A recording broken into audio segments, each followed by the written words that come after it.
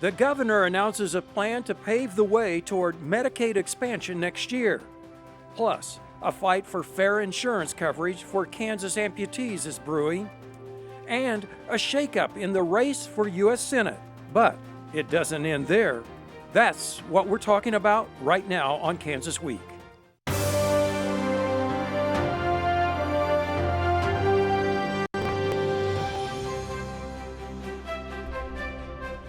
Hello everyone, this is Kansas Week and I'm Chris Frank in for vacationing Pilar Pedraza. One Senate candidate announced this week he's dropping out of the race to run for Congress. Instead, even as another potential candidate gets ready to make a final decision on running. Kansas Republican State Treasurer Jake LaTurner has abandoned his campaign for Pat Roberts' open U.S. Senate seat to challenge first-term Congressman Steve Watkins, who he describes as vulnerable to Democratic defeat. LaTurner says Watkins isn't likely to win re-election. LaTurner's announcement Wednesday comes a week after former Governor Jeff Collier called on him to run for the Eastern Kansas seat Watkins narrowly won last year. Watkins has faced internet rumors and speculation he would resign, but has tweeted he is not stepping down. LaTurner told the Associated Press the speculation played no role in his decision. Meanwhile, the Topeka Capital Journal is reporting U.S. Representative Roger Marshall will announce his future political plans at the state fair Saturday. He's been considering a run for Pat Roberts' U.S. Senate seat. A Marshall spokesman said in a news release, "Families, farmers, workers, patients, the unborn, and all hardworking Americans have had no greater champion in Congress, and it is more vital now than ever that those Kansas values continue to have a tireless advocate." Marshall this week completed an 8-month tour of all of Kansas's 105 counties. If he runs, he would be able to transfer $1.4 million from his House campaign to a Senate fund. Well, joining me on the desk this week to discuss this story and more, we have State Representative Ken Rajes, a Republican from Agra up in Phillips County. We have Dr. Michael Smith, a political scientist from Emporia State University, and State Representative Jim Ward, Democrat from Wichita down there in Southeast and former minority leader up in Topeka. Well, what do you make of all this? Maybe starting with you, Professor. What does this do for the 2nd District, and could we be running into a possibly very expensive primary? Yes, we could be. Well, the 2nd District is one that Democrats could potentially win. Paul Davis did fairly well there in 2018. However, it is a Trump voting district, so it's far from a Democratic lock. But that strong Paul Davis performance gives the Democrats hope they're going to want to field somebody good. And Watkins has been in a lot of trouble because of rumors about his sexual behavior. In addition to that, Watkins, when he sought office, both in the primary and the general, almost all the money he raised was from one source, and that source was his own father. He doesn't have a broad fundraising base or any kind of broad-based support within the party. Yeah, and besides that race, we have Marshall joining the Senate race, and how does that upset the current dynamic with Chris Kobach and Susan Wagle vying for the lead? I mean, Roger Marshall's no Mike Pompeo, but you know, he could jump to the front of the pack. Agree, disagree, you guys? Well, I think as you look at it, I mean, he is the senior member of the Kansas congressional delegation in the House side. I know he's only been there now his second term, but so that means you look back and all the dynamics have changed really since the last election. I think right now you have to put Dr. Marshall as the front runner simply because from a dollar and cent standpoint. But even with that announcement that'll be made tomorrow, we're all expecting at the state fair, there's still that glimmer that Secretary Pompeo will enter the race. He was in Manhattan delivering the Landon lecture, so he spent a lot of time in the last few weeks back in Kansas, and so it's hard to tell. And there'll be others as well that I think are going to get into the race, and so it will be a definite horse race. Decide when it actually gets time for those that decide to truly file. Yeah, there's still time, right? Two words that drive this whole primary: Chris Kobach. He has 30 to 35% of the base Republican vote that is immovable. And the more candidates that join the primary, the more powerful that 30 to 35% is. I think that ties directly into what Governor Collier and did with Jake LaTurner, was trying to weed the field out so they could get more of a head-on-head to conservatives, and that Chris doesn't win like he did the governor's race where so many siphoning off. I don't think Secretary Pompeo, unless he gets fired, and under the current president that could happen overnight on a tweet, Right. I think that he will stay as our chief diplomat. But I see the Republican primaries not only for Senate, but in the 2nd District and the 1st District as fascinating politics. And here's the reason why. You don't see a moderate voice in any of these races. It is who is the most conservative person running. And that's great for a Republican primary. Trump is hugely popular with the Republican base. But you look at the 3rd District in Johnson County in the last couple of elections, it's moving towards the Democrats because the extremism on the Republican side. You see in Sedgwick County, the last couple of elections have voted for the Democrats. You even see in the 1st District toeholds of increased Democratic performance because the voices on the Republican side are so extremely right. It's who's more conservative. Right. And I think that makes a very fascinating opportunity in the 2nd and in the U.S. Senate race for Democrats. All right, well, that's something we'll be talking about for a lot in the coming weeks and months. Well, a topic Kansas state lawmakers have been wrestling with the last couple of years is back in the headlines this week. DCF admitted it had multiple reports of neglects in the case of Zayden Janus Aklua, the latest Wichita toddler to die under suspicious circumstances. KSN's Craig Andrus explains. Throughout Zayden Janie Shaklu's short life, he had multiple responses from DCF. As early as August of 2016, his mother, Kimberly Compass, now charged with murder, accepted family preservation services from the agency. Those continued on and off through 2018 when the family was unable to be contacted after moving. Then 2 allegations last December and January for a lack of supervision and physical neglect. Both were investigated, both determined unsubstantiated. Compass was offered services she declined. In March of this year, allegations of physical abuse and lack of supervision. Again, the allegations unsubstantiated. Compass offered services she declined and also refused a drug test. Then, May 6, just over 3 weeks before Zayden's death, DCF investigated a report of physical neglect.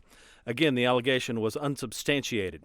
This time, she was set to get mental health services. May 31st, Zayden was found dead in a South Wichita motel. I believe that this was a failure by the Department of Children and Families to act in a manner that was in the best interest of this child. Representative Michael Capps believes the boy should have been removed from the home.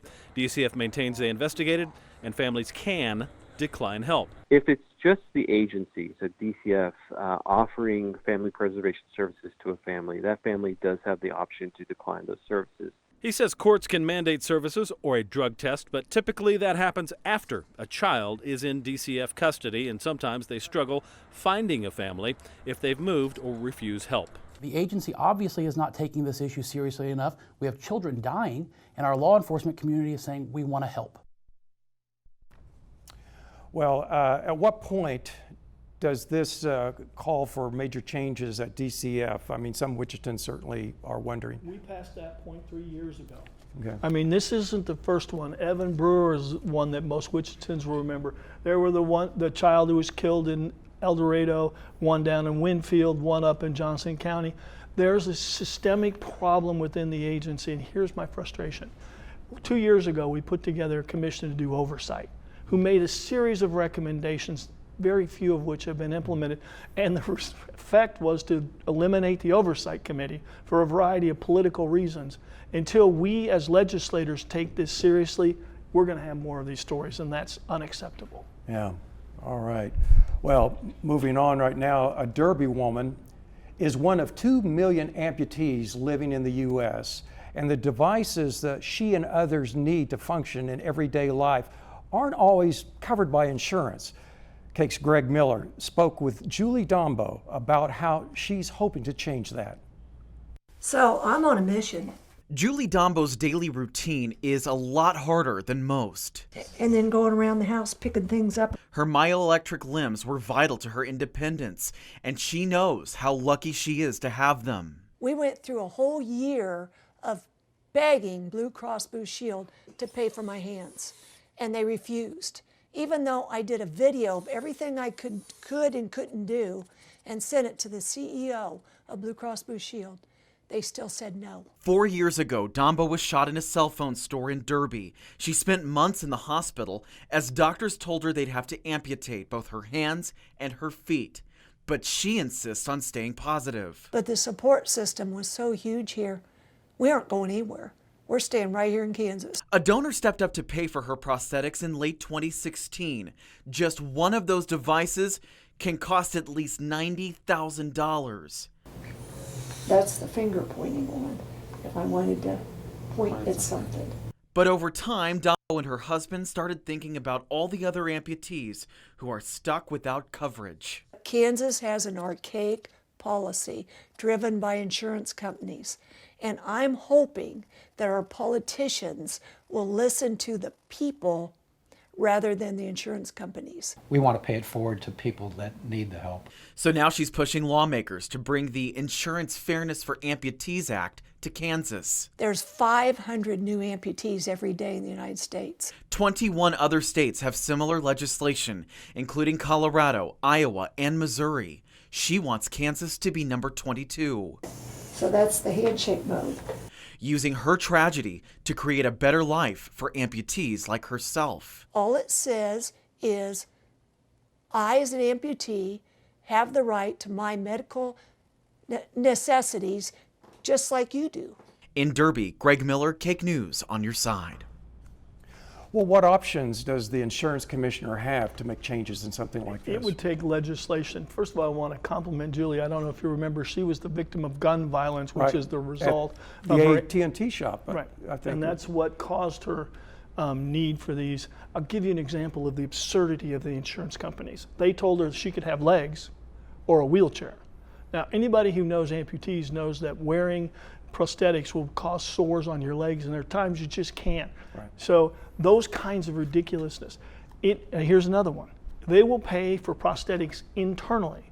Heart machines that are inside out, they have fancy names, I don't know what they are. Those are all covered, 100% or whatever your policy is. External legs, arms, fingers aren't.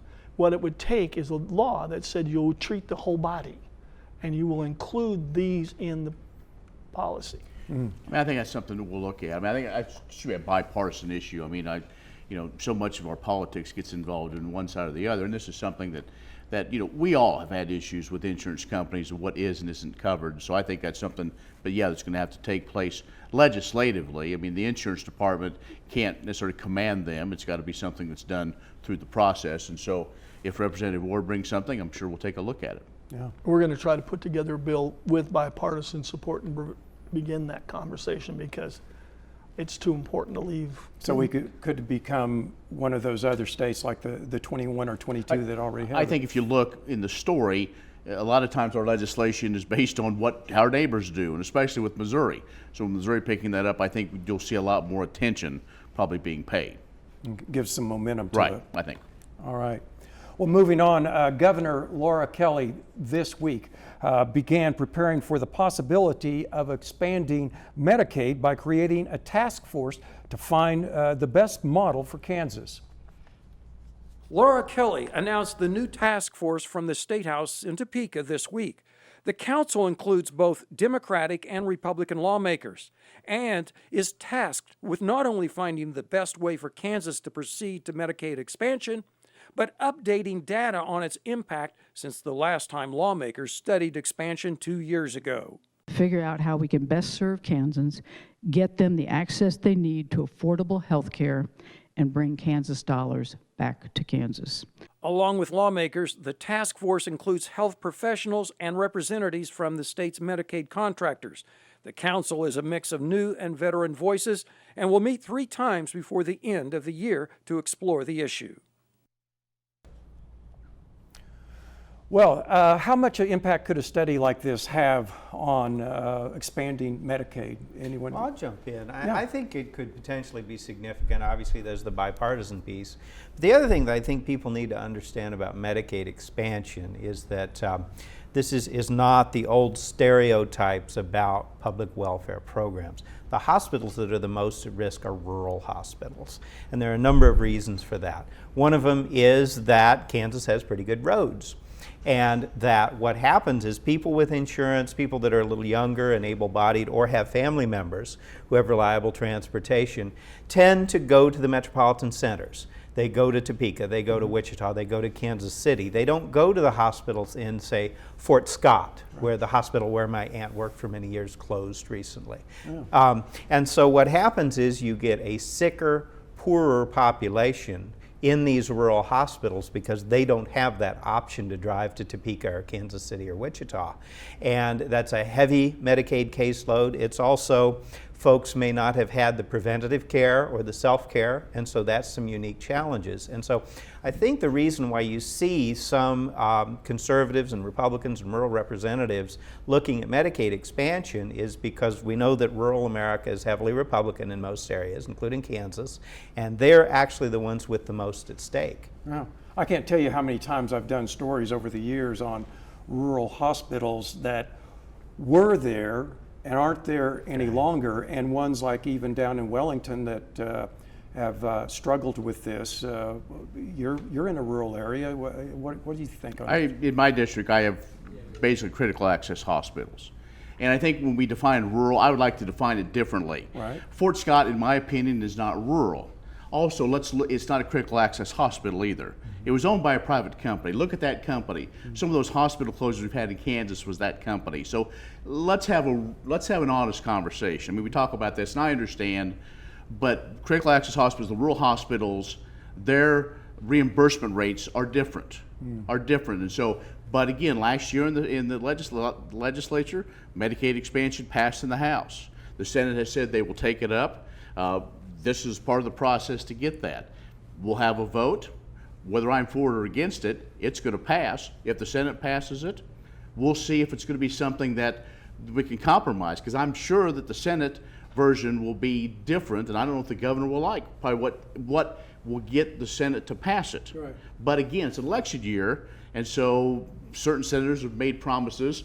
At least it's going to be worked on and probably brought to a vote. So, and then we'll have to work on it. But I think we don't know. I mean, I was asked this off session where I supported it or not. Well, I don't know what the bill is. You tell me what the bill is. Just a blanket statement, I think that's a dangerous road to go down. Well, there are some concerns expressed earlier this year that the Senate president's promise to study Medicaid expansion next year was just a delaying tactic. So is is being proposed here kind of an end run around that? Or? No, I think what the governor's trying to do is keep the heat up. It's overwhelmingly in Kansas. The polling data has been clear for about 3 years. About 70% of Kansans think that this is the law and we should take our share.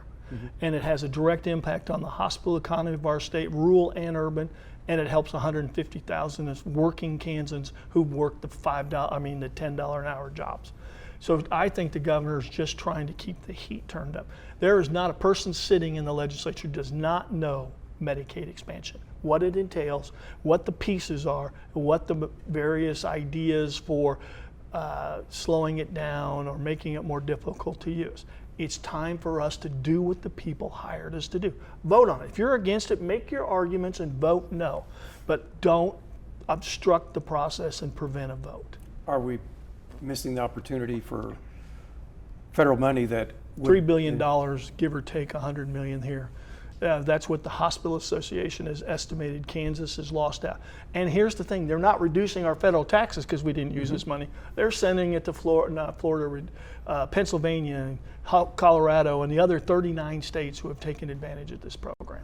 maybe it would help rural hospitals stay afloat, or help people in some of those outlying areas not have to drive to the big city, which in Kansas can be several counties away. It can, and it's probably a different dynamic in eastern Kansas because there's more proximity. You know, people in Emporia say, we have a blessing and a curse, and it's the same thing. It's all these highways leading into and out of Emporia. If you have money, you go to Topeka. You go to Topeka to shop, you go to Topeka to go to the hospital. If you don't, you go to the local one. Now that's a little bit of an oversimplification, but the reality is that we are a car-dependent society. If you have good transportation, good insurance, you can make choices, even if you live a few miles away from a bigger metropolitan center. And this is health care for the people that are not in that position. I just want to throw one piece in. If you ask rural hospitals, whether they be critical access or private owned, almost unanimously they say, give us the money. If that's the way we can get the money, because critical access dollars got reduced under the Affordable Care Act because everybody was supposed to get Medicaid expansion. They're saying we are dying. We have the people showing up and they're high need, high care, high cost, and we have none of the support systems that cause. So yes, we want Medicaid expansion. If it changes, we'll evaluate the new program. But that's what's out there today. We need the money. Okay. There's a demographic piece too, that rural Kansas is aging. A lot of Kansas's youth are in Johnson County, they're in Lawrence, Manhattan, other college towns or metropolitan centers. And of course, we all know as we get older, there's some health challenges too. Now, some of that's Medicare, but Medicare often reimburses at less than the cost of providing the service. Oh, well, we'll have to see how that goes, and no wagering on how that will go. And also, there's no vote on slot machines for you. After a week of debate, the Sedgwick County Commission suddenly changed its mind on even discussing a possible vote this past Wednesday. Cake News reports Sedgwick County Commissioners pulled an agenda item seeking a referendum on electronic gaming sometime between Tuesday morning staff meeting and Wednesday morning's commission meeting. Commissioners said they support voters having a chance to weigh in on a licensed parimutuel facility, but a referendum is the authority of state lawmakers, according to a news release from the county. A ballot question, if passed by a majority of voters, would have been presented to the Kansas legislature for its consideration to authorize electronic machine gaming at the former Wichita Greyhound Park, which closed in 2007. This after a poll sponsored by the Greyhound Park's owner, Phil Ruffin, showed 91% of Sedgwick County voters wanted another chance to have their say. Sedgwick County voters considered allowing slot machines at a licensed parimutuel location in 2007, but the ballot question failed by a narrow margin. Chairman David Dennis praised his fellow commissioners for working through the issue over the past week, and he thanked the public for speaking out about the issue. Well, one of the big concerns about this was whether having a vote would break the state's no-compete contracts with its 4 casinos, and big enough to stall out what appeared to be a popular idea with voters. Is that, you think, one of the cases, or anybody? I'll take You're a the swing. attorney, you start first. I can confuse this issue, don't worry. Okay, let's go back to about 2006 when we passed gaming that allowed casinos. In Sedgwick County, we had 2 issues on the ballot through state referendum. Said whether we wanted a casino on the river, and whether or not we wanted slot machines to be at the dog track. One of the issues was whether it would be right down there where we're now talking about the new riverfront area where Century 2 is now. Would we put a casino in there instead? The casino failed by a huge number, 60-40. The dog track lost by a couple of hundred votes. And there's been an argument by people who support the dog track. Now, the dog track could open up tomorrow. It's already legal. The problem is it's not profitable unless you have the slot machines. Something else to do there. Right. And so what's been argued for years by the proponents of the slots at the dog track is that really wasn't a fair vote because people were mad about the casino and they just voted no. When you ask them in polls whether they're open to it, they are. I think they need us in the state to authorize another vote. The second question, which is whether or not it would violate the provision that says you shall not create competition after you issue these contracts, I think would be a lawyer's paradise. Because I think I was in the room talking about this. It was always assumed that the dog tracks would have a certain number of slots. They're not new competitors. They're just delayed in being able to become competitors. Now, if I own a casino or I'm interested, I'm arguing, hey, no, that all happened 10 years ago. That door closed, and now it's a new competitor and the law applies. The lawyers will have a field day. Yeah. Well, I think we all might agree, if you think about it, so many years ago, where did you go if you wanted to gamble, if that was your thing? Well, you had a couple of choices, and it usually involved getting on an airplane to go to what, Las Vegas or Atlantic City. But I'm amazed at what your options are. There's so many options just here in Kansas, or you go across the state line in the Newkirk area, there are 3 casinos, and on the way there you go past the big Kansas Star Casino there at Mulvane. I mean, it isn't like there isn't a place for your gambling dollar, and I just wonder how big is that pie, and with the competition, I don't know. There are a lot of opportunities to. Go ahead. Yeah. Throw a couple political science thoughts in here. First of all, that's well said about how far can we expand the pie. People who study urban politics and development in general, not just urban, are a little skeptical about any kind of tourism. Oftentimes the jobs we bring in are minimum wage jobs. They're high turnover jobs. If you're looking to bring in professionals, if you're looking to bring in families, people working at jobs where there's retirement and health care, tourism type jobs, that's not going to do it. So we're not really big on, I mean, tourism can be a lot of fun, but as far as if you're looking to grow your economy, it's not the best way to do it. The couple of other issues, one is of course the Native American owned casinos, and there have actually been lawsuits for years because there's this argument about the competition and does anyone have exclusive rights, and that's considered federal land and it's governed differently, both because it's federal and because it's Native American. That's a lot of those Oklahoma facilities and some here as well. And then the last part I might mention is that so many of these, and maybe not this particular project, well, it's not open yet, so we don't know, a big chunk of that money goes to the developers. And maybe not in this case, but oftentimes they're out of state. It's the big companies, it's the Harrah's, it's the other things. If you play poker with the guys, you're redistributing money among yourselves. The amount of money that went into that room, the amount of money that leaves that room is the same. It might be in somebody else's pocket, but it's the same. Anytime you bring in these, a big cut goes to the house, and that's what we know about gambling. It's always the house that wins in the end. It's a situation that the agreement that we have is the agreement, and we went through this the last couple of sessions in trying to reopen, the dogs and horse tracks, and it stalled. And so I think if we can get to a point to offer another vote, then we'll let the chips fall as they may, if you will. But I agree with Representative Ward. I think the ones that's going to take the most out of this are the attorneys. Okay. And I'm okay with that, by the way. Let's just be clear.